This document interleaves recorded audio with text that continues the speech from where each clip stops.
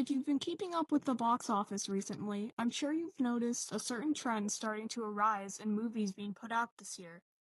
Iron Lung, Obsession, and Backrooms are all massively successful indie films made by Mark Fishbach, better known as Markiplier, Curry Barker, a member of the That's a Bad Idea comedy skit YouTube channel, and Kane Parsons, also known as Kane Pixels, respectively.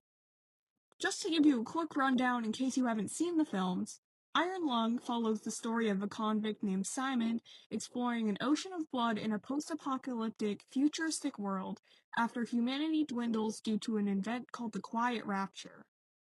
Obsession is a cautionary tale of be careful what you wish for after a man named Bear wishes for his co-worker to love him more than anything else in the world.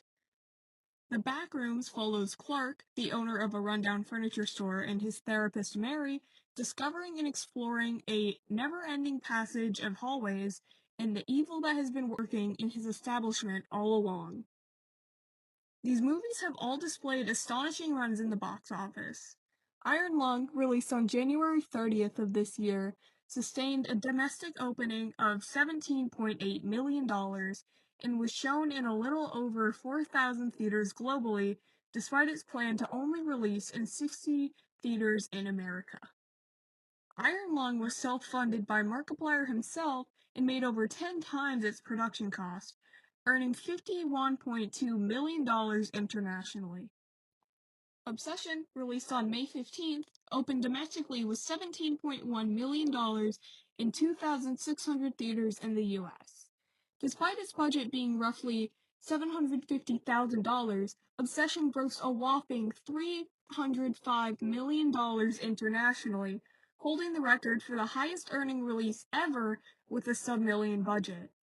Backrooms, the most recent release on May 27th, opened in just under 3,500 theaters domestically, but made an insane $81.4 million opening night in America alone. The film was made for $10 million and grossed $267.8 million internationally. Backrooms holds the record for being A24's highest grossing film and also having the youngest director ever to get a #1 hit in the box office at, you guessed it, 20 years old. These movies are massively successful for a multitude of reasons, but the main reasons I think these films are so huge is because they're what the people want to see. People don't want a trillion sequels or live-action remakes or another installment in a franchise. They want original, interesting stories, but with a hint of something they're familiar with. The reason Iron Lung works so well is because it's Markiplier, for crying out loud.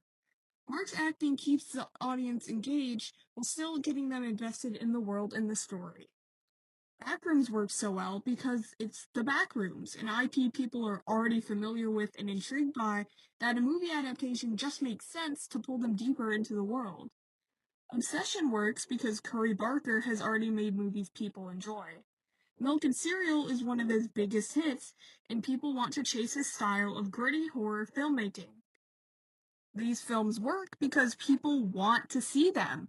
The films are naturally intriguing because of both past experiences with something linked to the film, but also the fact it's original to keep it interesting.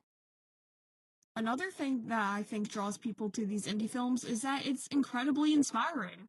Looking at my childhood YouTuber Markiplier and these very young directors Kane and Curry make such sensational movies is really, really uplifting to a young creative like myself.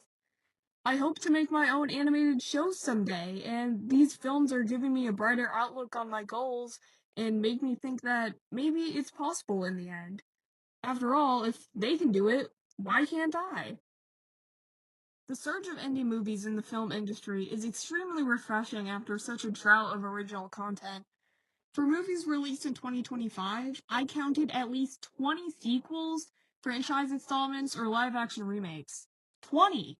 The popularization of indie films through Obsession, Backrooms, and Iron Lung are without a doubt going to revolutionize the course of the film industry in the coming years and lead us into some sort of indie takeover. And I'm happy to see that. If you've made it this far, I just want to give you a big thank you. This is my first ever commentary or analysis video, and I really want to do more of this kind of stuff in the future. So if you think you're interested in that, consider subscribing, liking, and commenting so that my channel can reach a larger audience. Well, that's about it for now. Drink some water, be creative, take care, and I'll see you next time. Bye!